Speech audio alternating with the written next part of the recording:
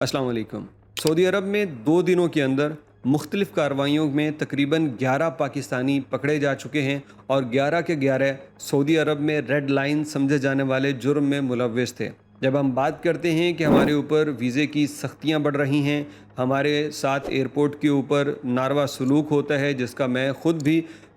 Anne Shahid हूँ, जो मेरे साथ हुआ, तो तमाम बातें बजा, लेकिन इसके पीछे जो वजूहात हैं वो ये वाली हैं, जो ये अहमक किस्म के नादान लोग, ये लालची लोग वहाँ पे जाके ये काम करते हैं और फिर हमारे लिए मुश्किलात पैदा करते हैं। मैं हमेशा कहता हूँ कि पाकिस्तानियों की अगर फॉर एग्ज़ाम्पल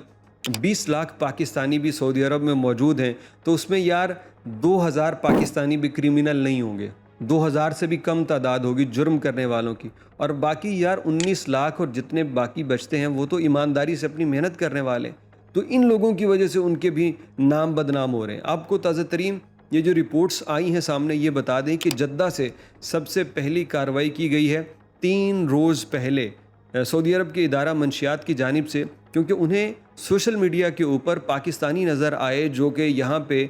शबू एक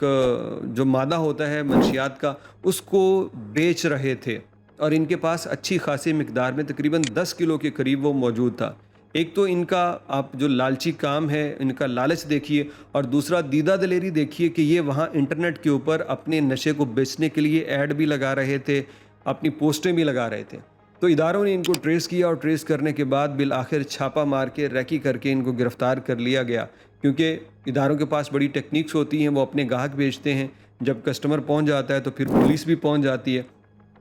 तो पहली कार्रवाई में ये 6 पाकिस्तानी पकड़े गए और जद्दा के अंदर इनकी गिरफ्तारी के बाद इनकी तस्वीरें वगैरह जारी किए गए। तो इसके ठीक 2 रोज़ के बाद एक और कार्रवाई हुई और उस कार्रवाई के अंदर भी सेम यही चीज़ थी। तकरीबन 1.5 किलो के करीब बताया गया उनके पास ये नशावर चीज़ें मौजूद थी, जो अपने फ़ेसबुक, अपने दीगर अकाउंट्स के ज़रिए वो बेचने के लिए पोस्टें कर रहे थे। यानी इंसान को लालच अंधा कर देता है। उन्हें पता है कि सऊदी अरब का निज़ाम कितना ज़्यादा स्ट्रिक्ट है, यहाँ पे छुपा हुआ बंदा भी वो निकाल लेते हैं, लेकिन ये अपने लालच के हाथों मजबूर होकर सामने आके ये चीज़ें बेच रहे हैं, कस्टमर तलाश कर रहे हैं, और तभी फिर पुलिस की नज़र पड़ी तो इन लोगों को फिर उन्होंने खूब दुर्गत बना के उठा लिया। और वो तरीक़ाकार ही उनका ये होता, पूरी प्लानिंग करके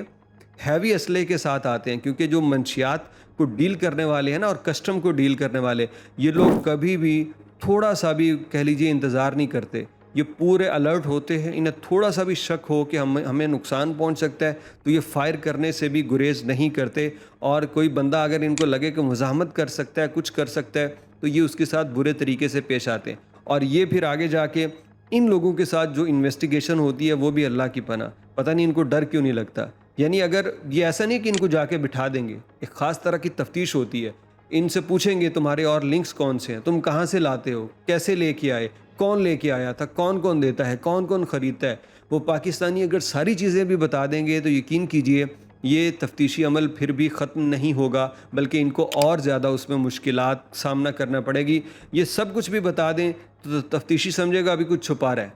तो उसके ऊपर वो कितना इसके साथ जो कुछ करेगा वो ज़ाहिर बात है वीडियो में तो नहीं की जा सकती, लेकिन काश के जो बाकी लोग देखने वाले हैं वो इस काम से तौबा कर लें। ये दूसरों का, मैं कहता हूँ, घर बर्बाद करके आपका घर कभी नहीं बच सकता, आपको कभी भी सहूलत नहीं मिल सकती। तो रिज़्क़ हलाल की तरफ आइए, अल्लाह से दुआ कीजिए, सारे रिज़्क़ के ख़जाने वो अल्लाह के हाथ में हैं, उसकी मुट्ठी, उसकी कुंजियाँ उसके हाथ में हैं, तो उससे मदद और बरकत की तलब कीजिए। इंशाअल्लाह आपका हलाल काम ही आपके लिए काफ़ी हो जाएगा।